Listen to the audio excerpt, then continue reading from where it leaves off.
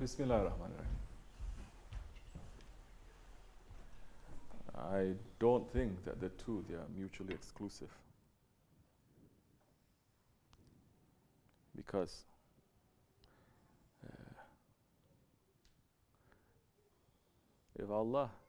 if God is our origin from Him, and He is our return, and that is a formula in Islam that we say, especially when someone passes, Inna lillahi wa inna ilayhi raji'un. From Allah He came, and surely to Him He will return. Circular movement back to Him. Then Allah is our maqsood. God is our goal, because He is our origin. And to want Him, to be with Him as He is with us, that is our goal, and that is our wish. But there is something else that our Sheykh taught us. What you're going to do when you're with Him. Say you want to be close. Then what? What happens after that? You want to cling to Allah. You want to be with Him. When you are with Him, then what happens? You're just going to stay in a state of bliss? That's selfish. Again, it's about you. It's not about Allah.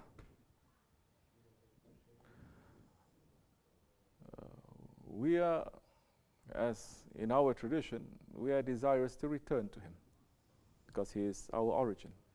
And whether we like it or not, we are going to return. Everyone is going to return, because everyone has been created from that and will return to that. But the journey now will be different from one person to another. Some, they understand that reality to return to Him, and they make that journey here from this world, going back to Him. So they shorten that journey because they start here. Some say, I don't want to start it, I want to start it later. Start it when? Later in my life, when I've spent all my desires, when I've spent all my energy, then that's the time I'm going to start thinking. You can't do as much. Some say, I'm not even going to think, and I don't believe, but you're going to make that journey from the grave. And that journey now will become more and more hazardous, more and more dangerous. And the one who is awake will start that journey as soon as he understands, as soon as he remembers, in whichever capacity that he's able to. Now, in our tradition, once we understand that little bit, we're going to look for a sheikh, a guide. Who is that sheikh? That is, a sheikh is the one who is representing a prophet. He is an inheritor of the prophet. And his role, his job is to take you from this world to the next. He is the one who is a guide, like the guide who knows how to navigate through these mountains, because he has walked up and down these mountains thousands of times, and he knows where is the best places to walk, where is the dangerous ones to avoid. And he has done that, and he knows the way, and is showing us the way, the quickest way, the best way to reach to our destination. That is a guide. And that guide, who is inheritor of the Prophet, is given that authority to do. Now a man may say, I want to make the journey alone. You may. But like Mawlana Rumi is saying, the one without a guide, the journey, instead of being one day, it may take 1 year. If you don't know how to get there, and you say, I don't want to follow anyone out of stubbornness, although the one is saying, I've walked this way, I'm being sent. You may walk if you want. He says, no. They say, so be it. Then you're going to take a much longer way and a much more dangerous way. And you may suffer a lot before you meet the end of the road, which is your goal. So in our tradition, it is not also this, especially in our dergah, it is not this clinging on to Allah that we are looking for. We are looking for usefulness, that Allah can use us, to make us to represent Him, and to use us to be His servant, to serve Him and to serve creation. Our role models are the prophets. And the prophets, they were spending times just alone with their Lord, but majority of the time they were spent with mankind. Because now it is not enough to just say, I'm with my Lord. Now, when you are with your Lord, now there is more responsibility for you to show others the way. Whether they accept or they don't accept, you are not an authority on them, Allah is saying. But you make the invitation to them, and those who are sincere, they will come. Allah is the one who's turning the hearts. He's the turner of hearts. But now your responsibility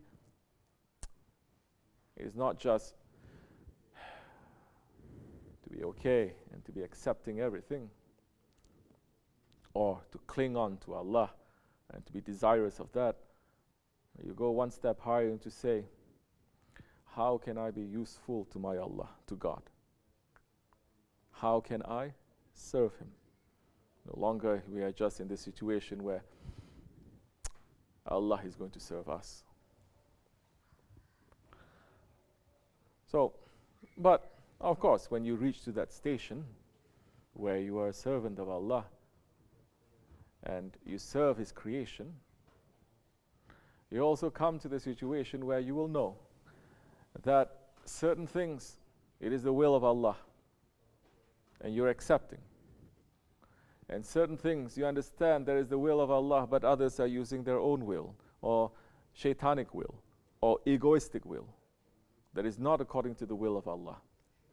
Whatever that is in your power, in your capacity, to guide those wrong wills to the way of Allah, you must do. If you don't have that power, you cannot. Even if you are in the right, you cannot. But the Prophet ﷺ said, in our religion, you must, when you see something good, you must encourage it. And when you see something evil, you must forbid it. It is a requirement in our spirituality.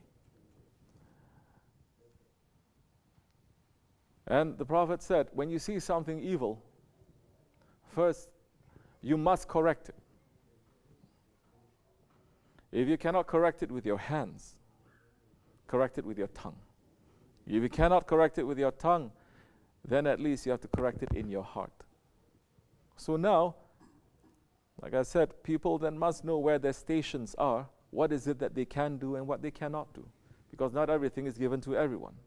Not everything is given to you at one time in your life. Certain things that you understand when you're 16, it's different when you're 40. It's different when you're 60. Different in different kinds of situations and experiences that you have. So now, when we have the authority to change it with our hands, we must. If we don't have that authority, you must change it with your tongue. You may speak. But you cannot say, this is acceptable, or this evil, this wrong, it is right. It is not. You cannot do that. You cannot even speak. In so many areas of the world, you cannot even speak. So what can you do? He says, then have it in your heart. But that is the lowest level of faith. But we've come to this time now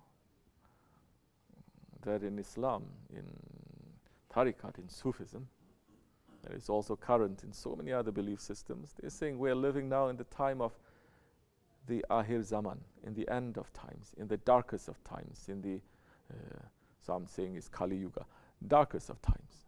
Sorrow it is everywhere. Oppression it is everywhere.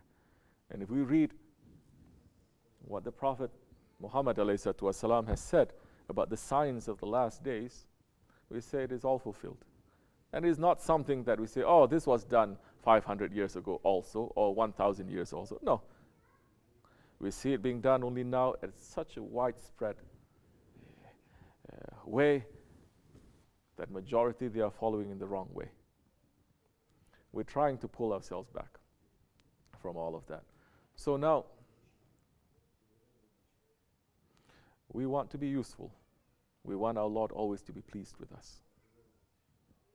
That is our maqsood, that is our goal, that is our meaning. And those ones who are our role models are the prophets and the saints. And they've always been those ones that are the instruments of Allah.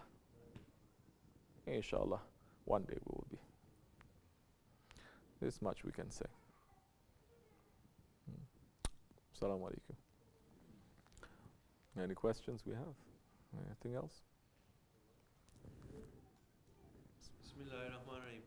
I always want to have fun. When it becomes to seriousness, I become bored. What to do?